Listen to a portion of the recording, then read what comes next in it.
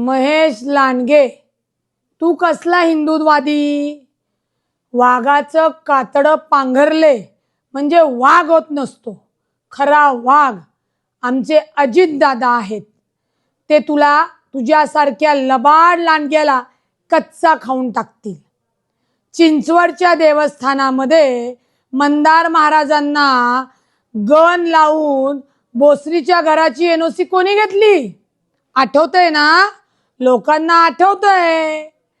बंगार चोरणारे तुम्ही कंपनीच्या मशिनरी आणि बंगार चोरल्या तेव्हा औरंगाबादवरनं पोलिसांनी मध्यरात्री उचललं होतं, मुटकुळं करून घेऊन गेले होते.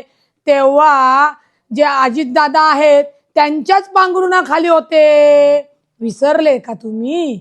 सातत्याने उचलली जीभ लावली टाळ्यासारख्या बोलताय. कोणत्या महिलांच्या बांगड्यांचा आमचा अपमान करतायत की आम्ही बांगड्या घातल्या नाहीत? बांगड्या आमच्या स्वाभिमानाचं प्रतीक आहे. त्याच्यामुळे आम्ही ज्या अजितदादांच्या बहिणी आहोत त्या बहिणी तुला ठोकून काढू, हे लक्षात ठेवायचं. आणि अजितदादांवर बोलताना तोंड सांभाळून बोलायचं. तुझा वस्ताद तुझा बाप नक्की असेल, परंतु राजकारणाचा लंगोट अजितदादांनी तुला घालायला शिकवला. त्यामुळं वस्तादावर आणि गुरुवर डाव जर टाकायला गेलास ना भावड्या, तर तो लंगट सुटून सैरा बैरा पळावं लागेल, पळताभुई होईल.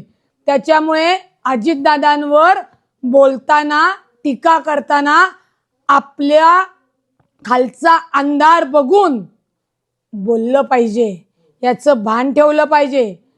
70 लाखाचं काम 7 कोटी दाखवून जे महानगरपालिकेचे सगळे पैसे लुबाडले आणि म्हणून भाजपच्या पांघरुणाखाली हे सगळं झाकलं जाते.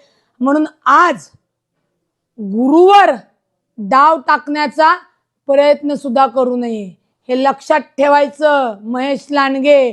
नाहीतर आम्ही सुद्धा घरात घुसून ठोकून बोलू. म्हशीच्या धारा काढत होता, म्हशीच्या धारा. लंडनला कशी काय कंपनी झाली? कुठनं झाली? धारा काढून झाली. सगळं निघेल, सगळं. तोंड सांभाळून बोलायचं माननीय अजितदादांवर. नाहीतर याद राखायचं, याच बांगड्या घालणाऱ्या महिला अशी काय चपराक देतील की नुसती पळता भुई होईल.